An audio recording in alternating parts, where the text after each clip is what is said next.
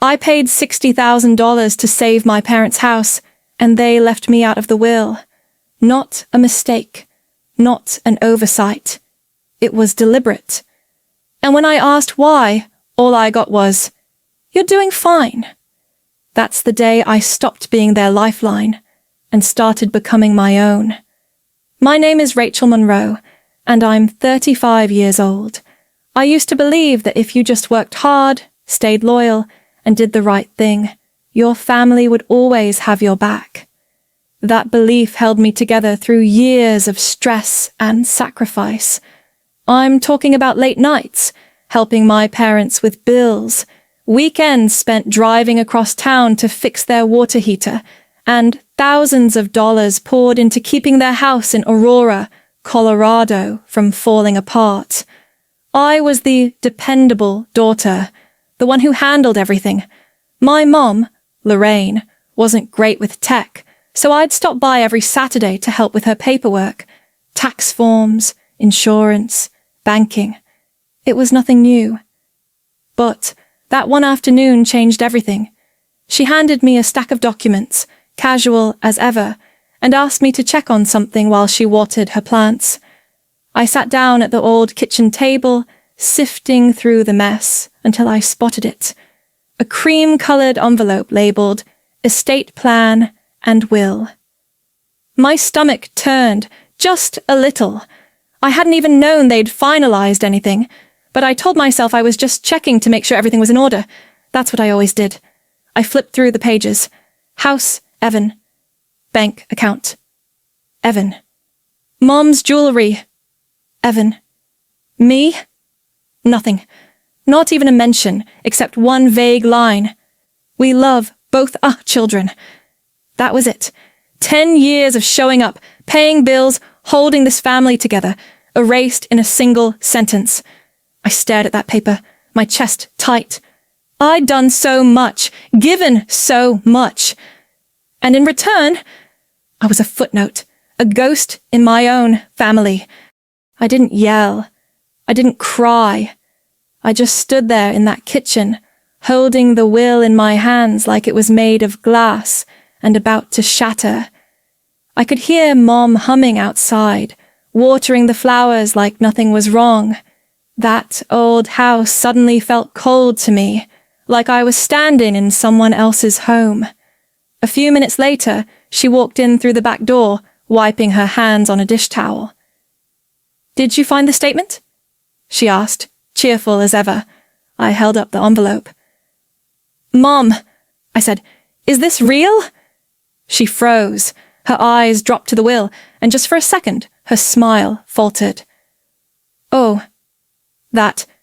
Rachel, it's just, look, we didn't want to make a big deal out of it." I cut her off. My voice was calm, almost too calm. "A big deal? You left me out of everything." Her mouth opened like she wanted to explain, but nothing came out. Then my dad, Paul, walked in from the living room, coffee mug in hand. He took one look at us and sighed, like he already knew where this was going. "Rachel, you don't need to react this way," he said, like I was being dramatic.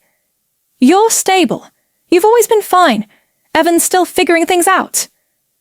I stared at them both. "He's 32, I said. "He hasn't held a job longer than 6 months. You think I'm fine because I don't complain, because I never asked for anything." My mom reached out and tried to touch my hand. "We just wanted him to feel secure." I pulled away. "And what about me?" No answer, not a word. I set the will down on the table and whispered, "Thanks for making it so clear." Then I walked out. I didn't go back the next weekend, or the one after that. For the first time in 10 years, my Saturday was mine. I made coffee, opened a book, sat by the window, and let the quiet settle. No errands, no guilt, no pretending. I thought maybe they'd call. Maybe someone would realize what that will had done. But all I got was a text from Dad the following Tuesday. Short. Cold. "Mortgage is due Friday. Can you send it over soon?" That was it. No mention of the will, no asking how I was, no apology, just a transaction. I stared at the screen for a long time before typing, "I think Evan can handle it. The house is his now, right?" I hit send. No hesitation, no regret.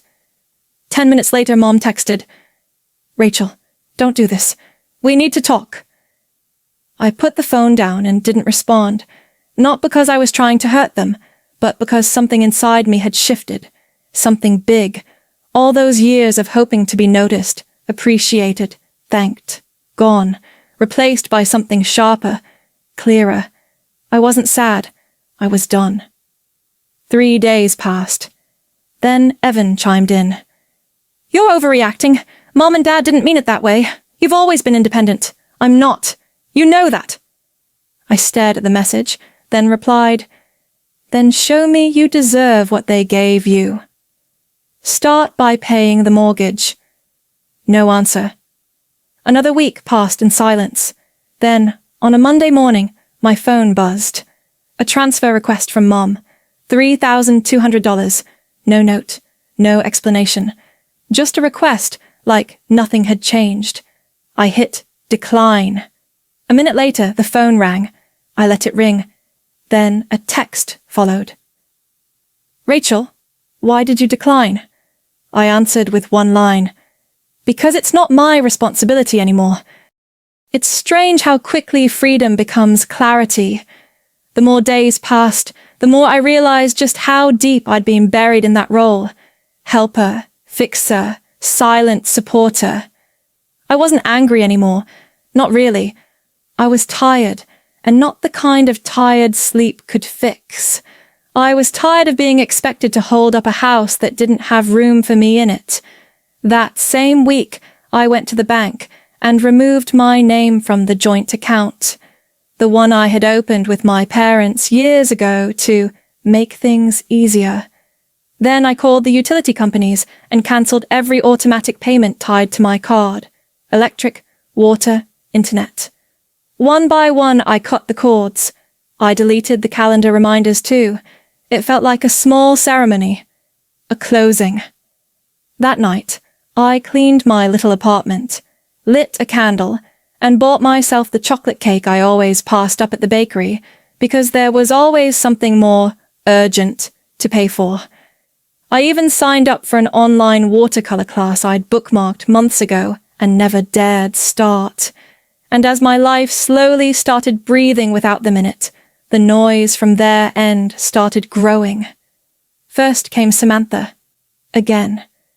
This time it was a text at midnight. "You're blowing this out of proportion. Everyone's stressed. Why now?" I stared at it, then typed back, "I'm not being dramatic. I'm being clear. Get used to it." Her reply came fast. "You're selfish. Don't be surprised if Mom and Dad don't forgive you." I smiled, closed the message, and went to bed. No guilt. Not even a flicker. I had finally crossed a line, not out of spite, but out of survival. And for the first time, I didn't feel like I owed anyone an explanation for choosing peace. The silence that followed should have been peaceful, but deep down, I knew it wouldn't last. People like my parents and Evan don't stay quiet when the bills pile up. Sure enough, a few days later, I got a call from my mom. I didn't answer. Then came the text. "Rachel, the internet's not working. Can you reset the password?" No greeting, no apology, just another ask. I stared at the message, then pulled out the old notebook I'd used for years to track their logins, account numbers, and bill cycles. I kept it tucked away in the top drawer of my desk, organized, neat, because I had always been the one to remember things when they didn't. I flipped through it, ran my fingers over the worn pages, then slowly closed it and put it right back where it came from. That part of my life was over. I wasn't the family tech support anymore. I wasn't the catch-all fixer for their chaos. 2 days later, another message popped up, this time from Evan. The power's about to get shut off. Are you really going to let that happen? My reply was just one sentence. No. I'm letting everyone face their own responsibilities. Silence. The next day, I ran into Mrs. Hampton, the neighbor who'd lived next door to my parents for as long as I could remember. She leaned in close and whispered, "I heard your parents are thinking about selling. Is everything all right?" I thanked her and shrugged. They'll figure it out. But inside I felt something twist, not regret, just a heaviness. I had kept that house standing for over a decade. I patched leaks, paid overdue bills, fixed the plumbing, and now, after just a few weeks of me stepping away, it was crumbling. I didn't feel smug. I didn't feel victorious. I just felt done. The kind of done that comes after years of carrying too much. And finally, setting it down. The first message that actually rattled me came on a rainy Monday morning. It was from Mr. Jensen, the neighbor who used to bring over pears from his backyard tree. "Rachel, is everything okay with your folks? Your mom asked me what day it was. She seemed confused. Also said she got a letter from the bank." My stomach sank. I knew what that meant. Foreclosure wasn't a rumor anymore. It was real. Less than an hour later, my phone buzzed again. Mom. "Rachel, please, it's serious now. We need you." I read the message and let the weight of it sit in my chest for a long while. I'd told myself I wouldn't break, that I wouldn't give in when this moment came. But it still hurt, because part of me, the old part, still wanted them to care before it got this bad. I didn't respond. 2 days passed, and then came the knock on my door. I opened it and found Evan standing there, damp from the rain, holding a messy folder full of documents. "I just need 10 minutes, he said, almost whispering. "I'm overwhelmed. I don't know what to say to the bank." I crossed my arms. "What about the inheritance you got?" He looked down. "It's tied up. If I pull it now, there's penalties. I didn't think it would spiral this fast." I raised an eyebrow. "But you signed for everything. Didn't hesitate." "I thought Mom and Dad had it under control," he mumbled. "Exactly," I said. "You didn't think." I stepped out, pulled the door closed behind me, and looked him in the eye. "This is your lesson. Everyone stumbles, but no one grows if someone's always there to catch them." He looked stunned. "You're really going to let them lose the house?" I shook my head slowly. Number. They let themselves lose it. I just stopped saving everyone. Then I turned and walked away. 3 days later, I ran into Jonah at a local gallery show. We'd gone to high school together. He'd become a real estate agent. After catching up briefly, he leaned in, eyes wide. "Is your parents' house on Maplewood Drive?" I nodded slowly. "Yeah. Why?" He exhaled. "One of my colleagues mentioned it. Looks like they're trying to sell fast. Said the place needs serious work. Bad roof, outdated wiring, tons of deferred maintenance. High foreclosure risk." I nodded again. "Sounds about right." That night, I checked the listings myself. There it was. 218 Maplewood, asking $370,000, but it sat there like a bruised apple at the grocery store. No offers. I stared at the photos. The sagging porch, the peeling paint, the cracked sidewalk I'd patched myself years ago. The caption read, "Charming home in need of TLC." I almost laughed. They forgot to mention it was held together for years by the daughter they wrote out of everything. Later that week, while I was sketching in the quiet of my apartment, a message came through from the volunteer organization I'd worked with during college. They were recruiting mentors for a new housing stability program, helping seniors navigate financial hardship and avoid foreclosure. I read it twice. Then I clicked apply. Not for my family, for the strangers who needed guidance and who might actually listen. That weekend I taught my first workshop. Afterward I bought myself a cup of coffee and walked through the local farmers' market, alone, calm, and unburdened. For once, no missed calls, no overdraft alerts, just quiet. On Monday, a notification popped up.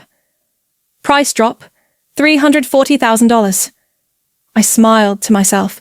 The house was falling apart without me, not because I wished it harm, but because I'd always been the one holding the seams together. Now, the unraveling wasn't my fault, and it definitely wasn't my job to fix. It was a quiet Tuesday afternoon when the next chapter began, unexpected and sharp, like a splinter you don't notice until it hurts. I'd just finished a class on mixed media photography and was headed home when Olivia, a co-worker from the art center, sent me a message. Rachel, you need to see what your mom just posted. My stomach tightened. I hadn't looked at Facebook in months. I opened it reluctantly. There, pinned to the top of Mom's profile, was a picture of the house, my childhood home, along with a caption that twisted my insides. After years of sacrifice, we've been abandoned by the very daughter we raised. Watching your own child turn her back is a pain no parent should bear. It had over 100 shares, the comments full of sympathy and condemnation for the selfish daughter. I scrolled lower. Dad had posted too. We thought Rachel cared. Turns out money matters more than family now. And then there was Evan's post. Some people love being the victim so much, they forget what real family means. My jaw clenched. It was calculated, every word, public guilt-tripping, dressed up in disappointment. But what they didn't count on this time was that I wasn't going to stay quiet. That night, I logged into my rarely used account and made one post. Simple. No decoration. Since my family has gone public, I will too. I attached proof, scans of mortgage payments in my name, text messages asking for money, and the section of the will naming Evan the sole heir. Then I wrote, Silence doesn't mean consent. It just means I was waiting for the right moment. And that moment is now. Within the hour, comments started rolling in. Friends, colleagues, even a few neighbors. I had no idea.